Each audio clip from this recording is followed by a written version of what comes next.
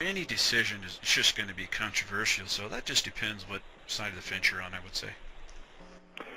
Now, speaking of controversy, and I would think that it certainly would be a longer list than just two, but you pointed it out that there are two things that you should never get caught doing at Pikes Peak, and I'm really curious, what are the two things that you can definitely mention to people that they shouldn't be doing? Well, I have to be careful how I say one of them. Oh, okay. But if you go to pikespeakforsale.com, you'll see what I mean. I can't remember if we put a link to a video that shows two things you should never do. But the first one is, don't take any rocks or dirt. Now, you were talking about defacing a little bit ago. Mm-hmm. I was up there at the summit 2 years ago, and I was just once again blown away by how grand the scenery is. Mm-hmm. And I thought, I'd like to take home some rocks and dirt just as a memento, just a little bit. And I went and asked a park ranger if I could do that. And he said, if you're caught, you're going to be fined $5,000 and or 6 months in jail. Ouch. And I thought, whoa, that kind of made me a little upset at first, because I'm thinking, I pay taxes that pays this guy to tell me he's going to put me in jail. I didn't like it.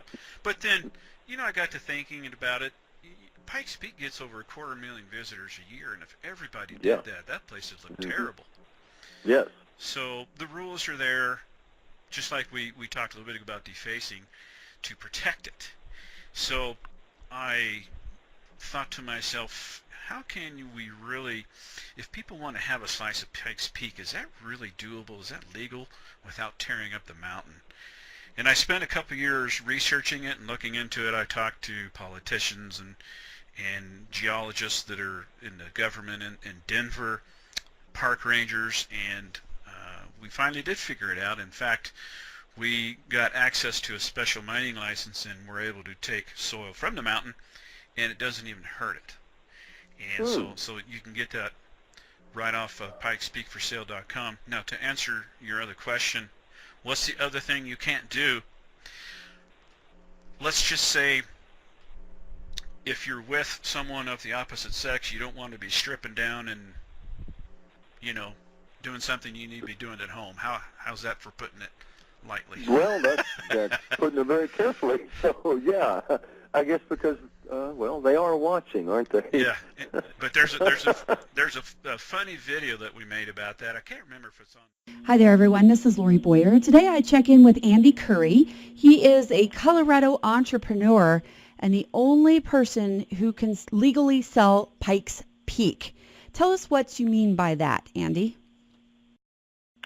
Well, Lori, thank you for having me. It's great to be here. But what I mean by that is, if you were to go to Pikes Peak like I did 2 years ago and try to take some rocks and or dirt as a memento, you could be arrested and fined $5,000 and or spend 6 months in jail, because the national park rules are very strict.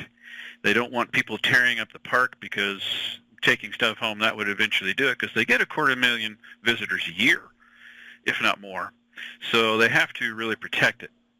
And when the park ranger told me that I would be thrown in jail, that kind of made me mad, because I thought, I'm paying taxes to tell someone that they're going to put me in jail if I take home a memento. But I understood, because you've got to protect the park. So I spent a couple of years doing some research to figure out if it could be done.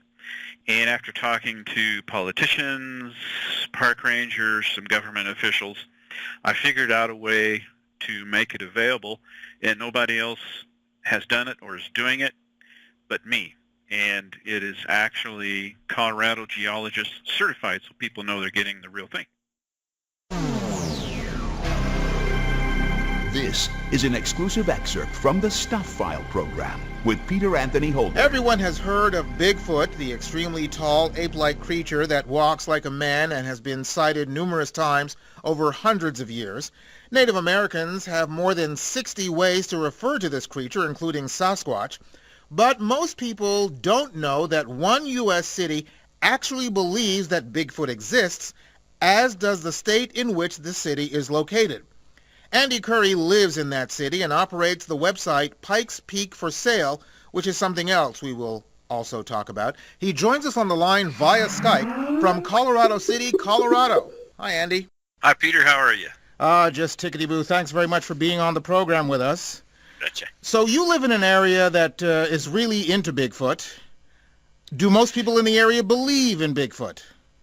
You know, that's a great question. I gave a speech on Pikes Peak about 6-7 months ago, and I talked a lot about Pikes Peak, and then I brought up the Bigfoot thing, and I would say half the people in the room were grimacing, and the other half were nodding their head. So it kind of depends who you talk to, but I can tell you that there have been sightings in the town Manitou at the base of Pikes Peak and apparently on the mountain.